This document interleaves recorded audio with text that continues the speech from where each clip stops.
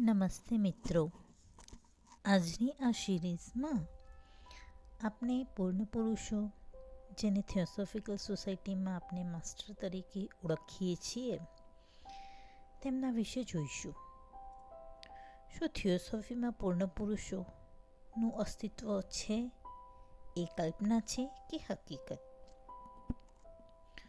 ખાસ કરીને જગતના લગભગ બધા જ ધર્મોમાં થોડે ઘણે અંશે મહાત્માઓના અસ્તિત્વ વિશે વાત કરાઈ છે. અને આ અસ્તિત્વ વિશેની શંકા અને કુશંકાઓ હવે તો દૂર થઈ ગઈ છે, કારણ કે થિયોસોફીએ મહાત્માઓના અસ્તિત્વને પુરવાર કરતી અનેક તર્કયુક્ત સાબિતીઓ માનવજાત સમક્ષ રજૂ કરી છે. વિકાસક્રમના સિદ્ધાંત પ્રમાણે જોઈએ તો આ વિકાસક્રમમાં જીવનરૂપી સીડીના પગથિયાં ચઢી જઈને જેમને બ્રહ્મનો પ્રકાશ મેળવ્યો છે તેઓ આપણામાંના જ એક છે અને આપણા જેવું જીવન જીવી ગયા છે, તો તેઓને આપણે મહાત્મા અથવા માસ્ટર કહીએ છીએ. આપણે પણ તેઓને રસ્તે આગળ વધી બ્રહ્મનો પ્રકાશ જરૂર પામીશું. કેટલીક વ્યક્તિઓ સીધા ચઢાણ ચડી વહેલા આગળ જવા માટે પ્રયાસ કરે છે, પરંતુ એ માટે હુંપદ, લોભ, ઈર્ષ્યા, ક્રોધ વગેરે ઉપર ઝડપથી કાબૂ મેળવવો પડે છે. જીવનને ઢાંકી દેતા આ આવરણો જ્યારે દૂર થાય છે ત્યારે આપણા સત્વનો પ્રકાશ આપણને સાંપડે છે. ભગવાન રામ, શ્રી કૃષ્ણ, મોહમ્મદ પૈગંબર અને જીસસ ક્રાઇસ્ટ જેવા મહાન પુરુષોને આપણે જોયા નથી, પણ એમના સંબંધી અનેક પુસ્તકો લખાયા છે. કેટલીક વિભૂતિઓ સંગીતમાં, નૃત્યમાં, સાહિત્યમાં અને તત્વજ્ઞાનમાં ખ્યાતનામ બનેલી છે. એ સંબંધી ચોક્કસ હકીકતો ઉપલબ્ધ પણ છે, અને આ બધું સાબિત કરે છે કે માનવ એ વિકાસને પંથે છે. આધ્યાત્મિક ક્ષેત્રે આવી રીતે આગળ વધેલી સિદ્ધ સંઘની વ્યક્તિઓને આપણે મહાત્મા કહીએ છીએ. તેઓ સામાન્ય મનુષ્ય કરતાં ઘણી ઊંચી ભૂમિકાઓ પર કામ કરી રહ્યા છે. ખ્રિસ્તી ધર્મમાં, હિન્દુ ધર્મમાં વગેરેમાં અવતારની પણ માન્યતા છે. તેઓ માણસો હતા અને ભગવાન તરીકે એમને એવા દિવ્ય કાર્યો કર્યા કે તેઓ એ રીતે પૂજાયા છે. રામ, શ્રી કૃષ્ણ, જીસસ ક્રાઇસ્ટ જગતમાં જ જન્મેલા અને આજે તેઓ ભગવાન રૂપે લોકોની ભક્તિને પાત્ર બન્યા છે.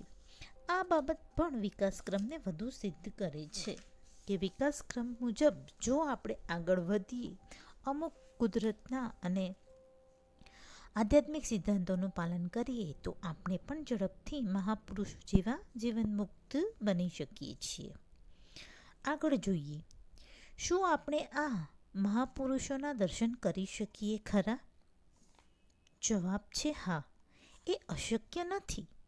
તેઓની પાસે પણ એ માટે જવાની જરૂર નથી, કારણ કે તેઓ ગુપ્ત રીતે આ વિશ્વના ઘણા બધા અજ્ઞાત સ્થળોએ રહીને શાંતિથી માનવજાતની ભલાઈ માટે તેઓ ગુપ્ત રીતે પોતાનું કાર્ય કરી રહ્યા છે. માટે તેઓ ઈચ્છે છે કે એમની પાસે જવાની જરૂર નથી, પરંતુ આપણી યોગ્યતા હશે તો તેઓ આપણને ઘરે બેઠા, એટલે કે જ્યાં આપણે હોઈશું ત્યાં એ પોતે આવીને આપણને દર્શન આપશે. કહે છે ને કે when disciple is ready then master will appear. આજના જગતમાં madam Blavatsky, colonel Olcott, bishop Leadbeater વગેરેએ આ જીવનમુક્ત મહાત્માઓના તેમના પોતાના સ્થૂળ દેહમાં દર્શન કરેલા. મેડમ બ્લેવટ્સ્કી જ્યારે નેપાળમાં બૌદ્ધ મઠોમાં શિક્ષણ લઈ રહ્યા હતા ત્યારે તેમને મહાત્માઓના દર્શન કરેલા. 1850માં લંડનના હાઇડ પાર્કમાં મહાત્મા મૌર્યના દર્શન કરી તેમના કાર્યમાં જોડાવા પોતે કૃતનિશ્ચયી થયેલા.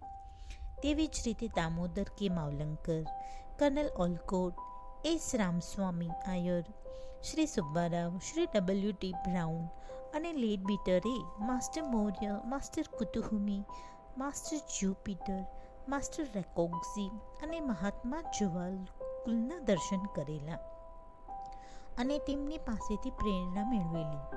આ હકીકત કઈ સ્વપ્નીય તરંગ નથી.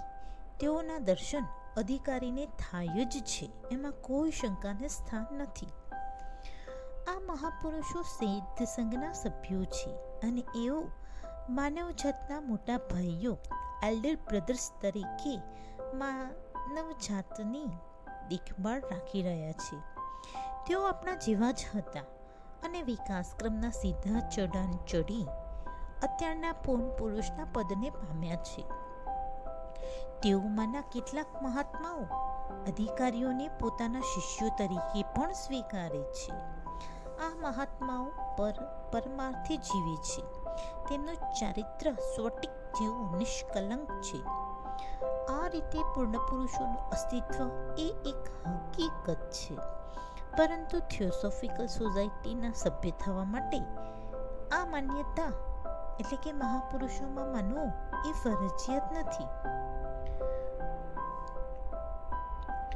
મહાપુરુષ એટલે કે મહાત્માઓને થિયોસોફિકલ સોસાયટીની સ્થાપનામાં કેવો ભાગ ભજવ્યો છે, તેઓ ક્યાં રહે છે, તેઓની જીવન પદ્ધતિ શું છે અને તેઓ કેવા પ્રકારના કાર્ય કરે છે, તેના વિશે થોડી માહિતી મેળવીએ.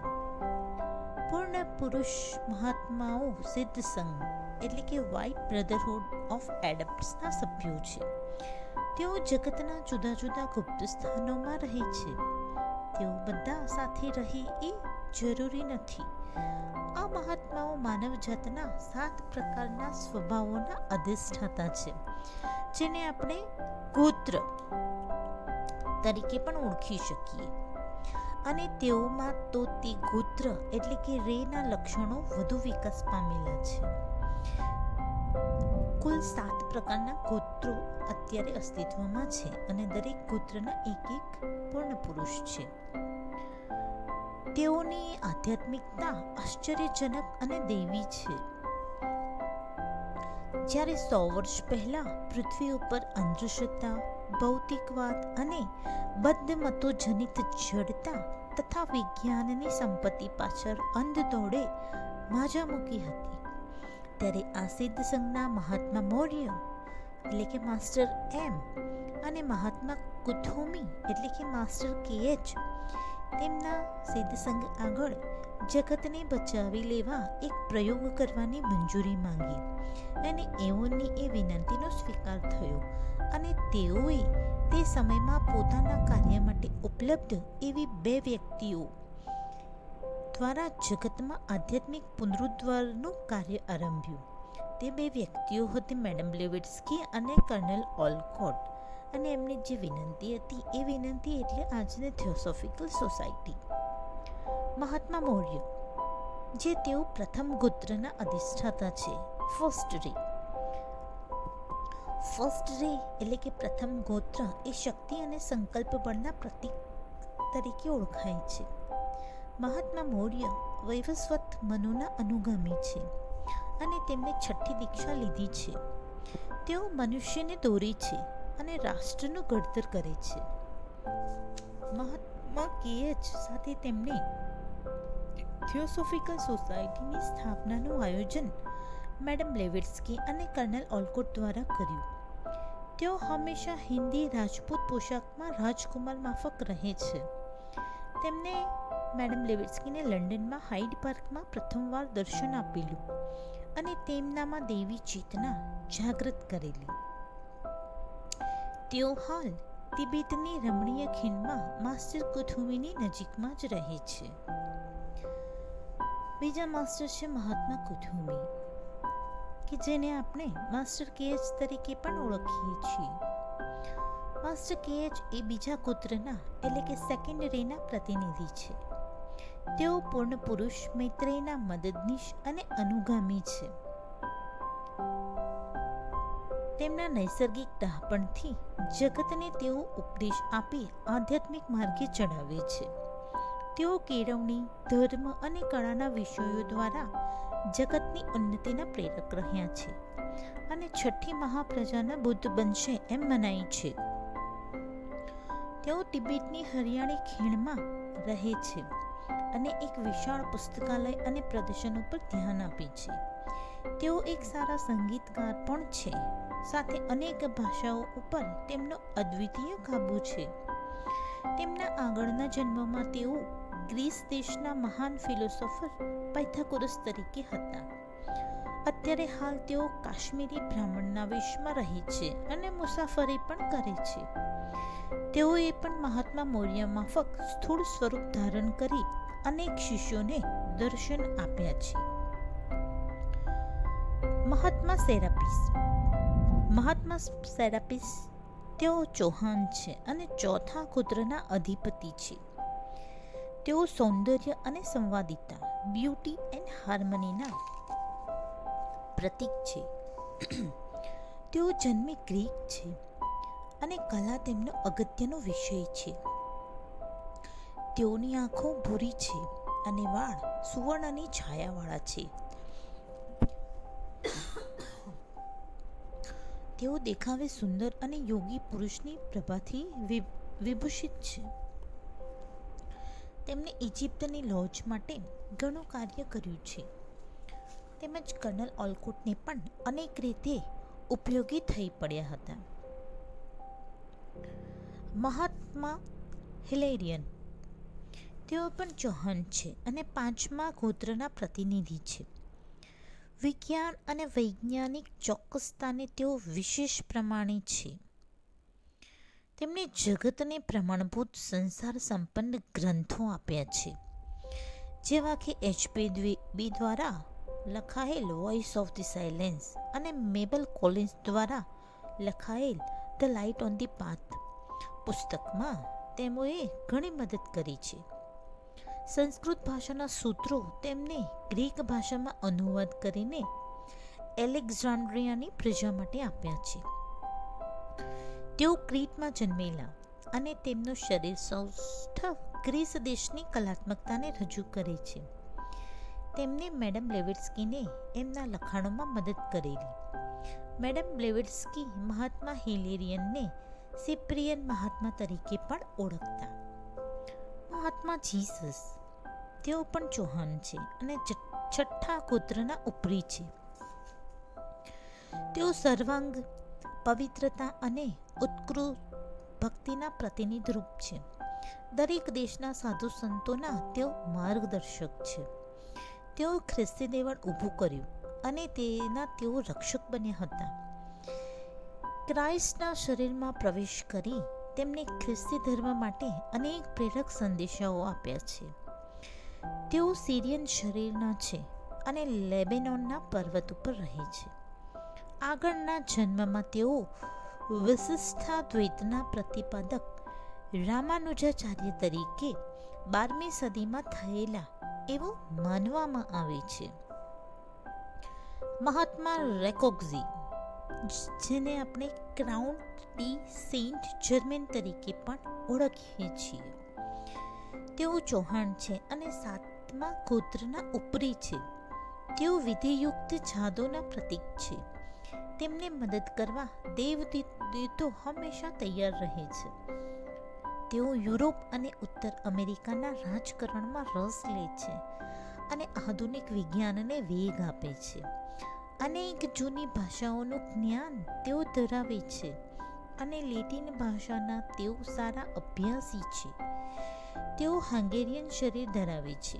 તેઓના અનેક જન્મો અગાઉ થઈ ગયેલા છે. મહાત્મા જ્યુપિટર તેઓ પહેલા ગોત્રના અધિપતિ છે અને ભારતના રક્ષક મહાત્મા તરીકે જાણીતા છે. અગસ્ત્ય ઋષિ તરીકે તેઓ પહેલાના અવતારે હતા. નારાયણ તરીકે બ્લેવેટ્સ્કી તેમને ઓળખતા. આઇસિસ અનવેલ્ડ પુસ્તક લખવામાં બ્લેવેટ્સ્કીને મહાત્મા જ્યુપિટરે ઘણી મદદ કરેલી. તેઓ હાલ તિરુવલ્લુવરની ટેકરીઓમાં રહે છે. મહાત્મા જવાલકુલ જેઓ મુખ્યત્વે બીજા કૂતરાના લક્ષણો ધરાવે છે. તેઓ મહાત્મા કુતુહુમીના શિષ્ય હતા અને તિબેટની ખીણમાં હાલ રહે છે. તેઓ હાલ તિબેટિયન શરીરધારી છે અને તેથી શરીર ભરછટ છે. તેઓ બુદ્ધના શિષ્ય ધર્મજ્યોતિ હતા. તેમને સ્થાપેલ બૌદ્ધ મઠમાં બ્લેવડસ્કી અભ્યાસ માટે રહેલા.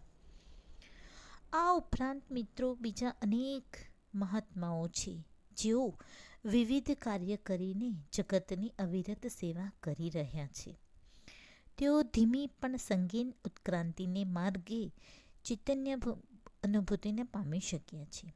તેઓને પોતાના સૂક્ષ્મ આકાશી શરીરો છે. જરૂર પડે તો તેઓ માનવ દેહ ધારણ કરી શિષ્યગણને મદદરૂપ બને છે.